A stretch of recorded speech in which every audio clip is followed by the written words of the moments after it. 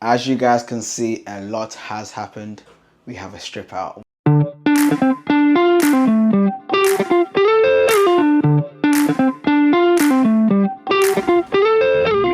Well, it's been stripped and now we have a 50% building site. But let me not kid you not, it was an absolute mayhem. From getting builders on site, from dealing with labor, getting rid of waste, how expensive it is, and where we're situated in terms of what the actual property is as well. We couldn't actually get a skip on site. So the back garden had to become a massive dumping ground for literally everything.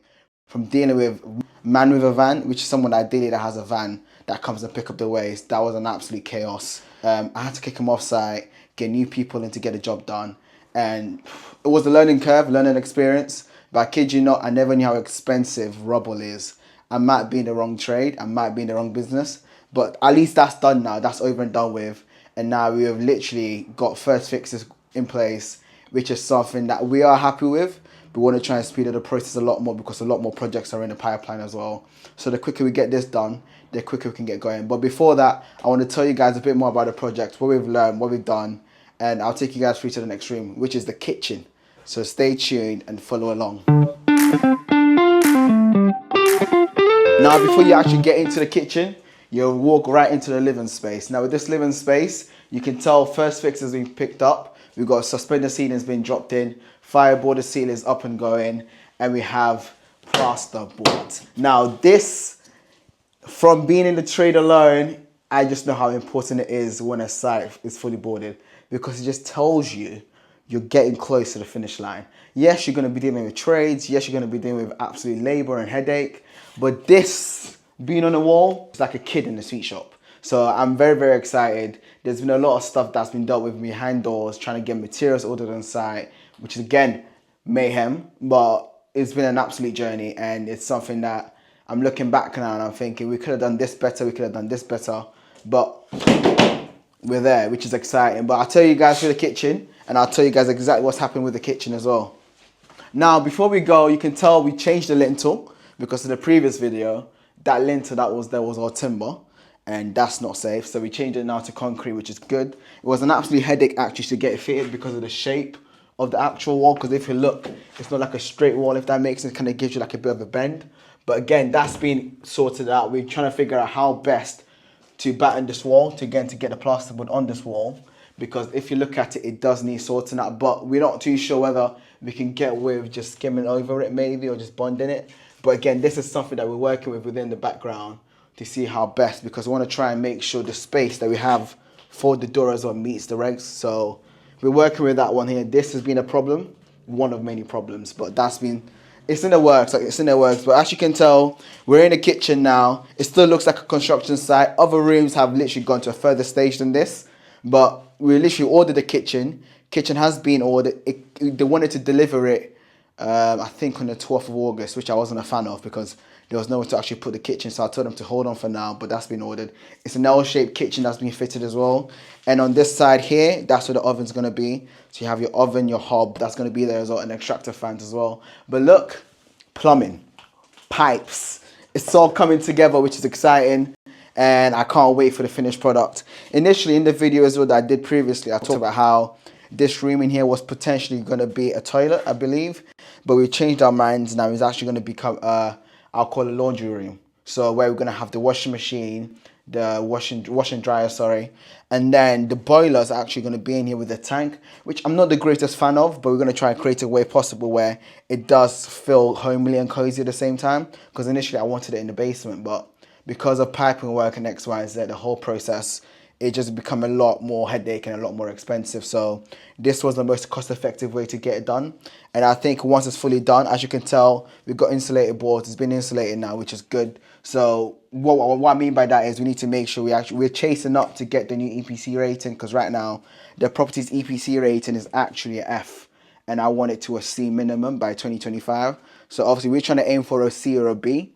And these are the things that we're doing in place to actually help us get there as well, which is absolutely fantastic. But this is literally the laundry room. That's the kitchen. You know about the living room already. When you guys come back on site, it's going to get skimmed. Hopefully, fingers crossed. But I'll take you guys through to another room as well. But before we do that, actually, I'll take you guys to the outside of the property where you guys can actually see what we're doing with it. Now, with the outside of the property, it's become a bit more like a camp base. So all materials are being stored in here. That goes from timber, plasterboard, and some piping works as well. Now, this is how we're protecting it. We have also this as well on site for security. It isn't the greatest, I will say, but the neighbor, our next door neighbor, quite knows us really well. We built a great relationship with them as well. So it's the case of where they're happy to keep an eye on the site for us, which we're quite happy with. And from that's pretty much it. But before we do that, I want to talk to you guys about how we've got a manhole that we're actually trying to install in here as well, which is quite exciting. Now, I would say exciting but expensive, but it's something that had to be done in regards to actually making sure that all 6 ensuite bathrooms are actually running perfectly fine. The toilets are working. I don't want no one to ring me at 9 a.m., 9 p.m, or I can't flush my toilet, or I can't get a shower, X, Y, and Z, because the water's not flowing. So this is something that we're going to have to build and reconnect that to the main manhole as well. All right, guys, now you've seen it outside. Let's go inside and look at some actual bedrooms as well. Now, with these bedrooms, you can actually see it come into shape. You can see it come into life. You can actually see exactly what I mean by HMO. Now, if you walk in with me, you can see we have a nice double bed HMO bedroom where a double bed will be fitted right there in the corner. TV, that's either going to be hung on that side but brought to you on this side in here. And then we have an ensuite in this corner as well, which is absolutely perfect. As you can look around as well, we have first fix plumbing, first fix electrics. We have drainage going in from that corner in there, running through to the outside to the manhole that's connected. That is to be connected, sorry. And we have plasterboard. Now, with these plasterboards, you'll be looking at them thinking, why do they not have nails in them? Now, these have been done in a dab. So now that's ideally where you get a big bag of adhesive product or adhesive material, and you literally mix it with water, chuck it on the brickwork, get your plasterboard, stick it on together, and that's literally it. So that's been glued on to this chimney breast. Now, before it got glued onto the chimney breast, I did say that we wanted to get rid of all the chimney breast. But again, because of cost, and we actually looked at the size of the rooms as well, we just think, you know what, it might be best to actually have the chimney breast in, but create a nice feature wall with it as well to make it a bit more cozy and warm.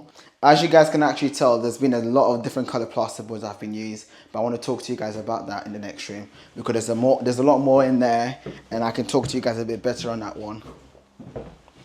So coming in here, you've got 3 different colors that you're looking at. So you've got your pink plasterboard, which an example of that is literally here. Again, this is used for your ceilings. You can use them for your walls as well, but it depends. Ideally, it's more for commercial buildings that use them for your walls. But for like HMOs, the main ones are for your ceilings. And then you've got your blue ones. Now let me get an example of the blue ones. So now with this blue plasterboard is an acoustic soundboard. Now these soundboards are ideally used for party walls. Again, to stop the noise traffic from the outside coming into the actual bedroom in itself. This helps reduce that. This is great because it's going to help the EPC rating for the actual building to go up as well, meet HMO regs, and most importantly, make the tenant feel nice and cozy because he or she doesn't want to be hearing everyone else in the background in regards to the actual corridor in terms of noise traffic. Now, let's get upstairs, but before that, there's a lot more headache that we've dealt with, a lot more drama that we've dealt with, and again, a lot more issues. And I think that's the main exciting part about this whole project because again, it's learning, but at the same time is I'm a problem solver. I'm not interested in the problems. How can I solve them as quickly as possible?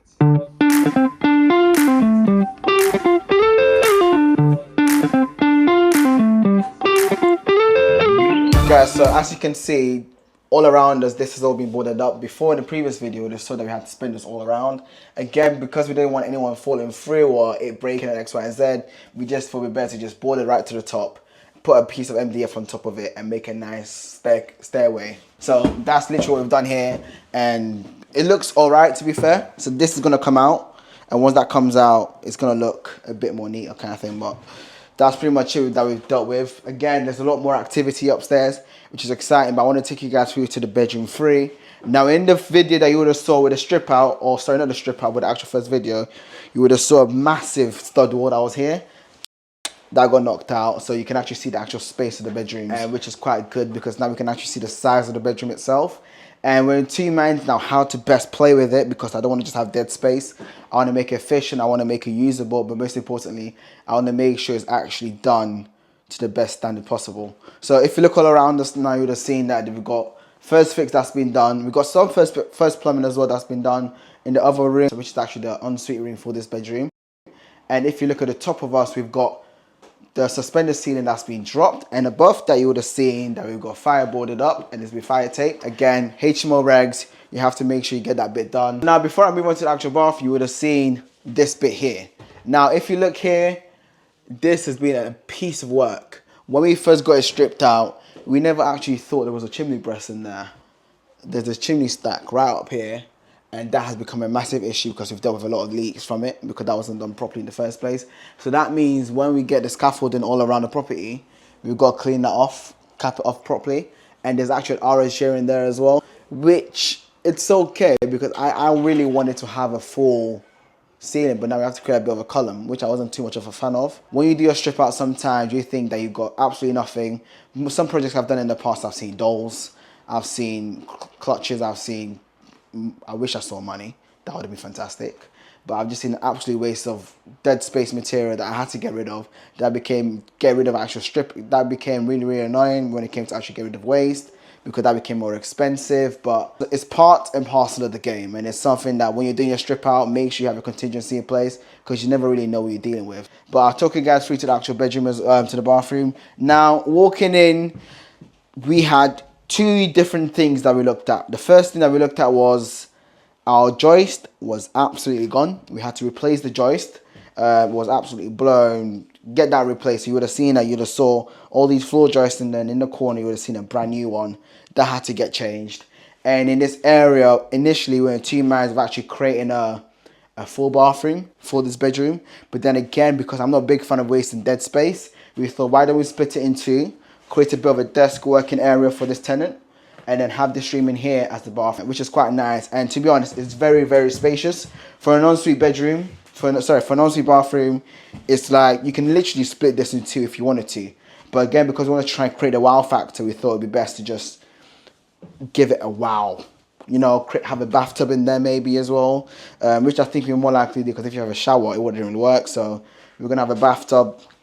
I'm not too sure on the positioning just yet. I think everything is going to be as it was when we first viewed the property. So bathtub in there, probably have the toilet in that corner there, and have your basin there. So it's still going to be a 3 or 4 piece. We're not too sure exactly what we're going to do with it. Again, we're going to try and manage costs and see, is it worth going the extra mile for this bathroom. But again, it's very, very spacious, and this is ideally my best bedroom, because I feel like you're having the workspace, you're having the bathroom separately, and you're actually having the bedroom as well, which that in itself can have all these 3 things in there. But again, to have this extra space just means more money for rent, so which is exciting. But I'll take you guys through to the other rooms as well that we've done. Now with these 2 rooms I'm going to take you guys through, created a massive pause on the whole site.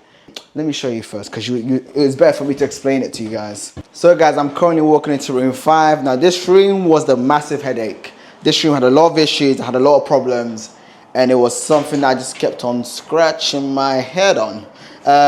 One of the biggest things that we realized was the actual floor joist for the loft conversion that was pre-made before we actually bought the property was not leveled whatsoever. It bowed, it had rotten timber in there as well. So we had to get steel in place, which is, I didn't record that and I'm very, very sorry. We were just moving 100 miles per hour. But it had a steel, so we have a steel, 5 meter length steel that's been tucked in there, held by 2 pad stone as well, connected in the middle. And it's something that we needed to do, which was again something that we never thought we'd actually buy, or actually go through the actual lengths, actually getting it done. Imagine the floor being like that. So that's what we had to deal with. So the steel has now lifted it up, created a bit of a balance. So when you're actually when we go to room 6, the floor's a bit more leveled, and you can actually use it as an actual bedroom as well. So I'll take you guys into bedroom 4.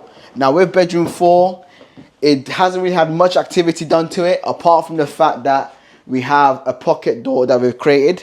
So if you're looking in this corner in here, we have a pocket door that literally, that's the new entryway for this bedroom. Because this room in here, this wall in here, sorry, that's going to get boarded up completely. You're going to have your switch on this side to get into the actual bed for the light, sorry. And so that's pretty much with this room as well. Now with this room, we had an issue with the floor joist. Literally the floor joist for the loft conversion has been an absolute mayhem. But it's something that we had to get done. Again, with the house is roughly about 100 years old now, I'd say. Now, with the property being 100 years old, there's been a lot of movement, there's been a lot of subsidence to the property, so everything is at a tilt. So if you actually look at the gap that we've got in there as well, everything has moved a bit down for that bit there. There's been a lot of learning curves, a lot of changes that we've had to get done.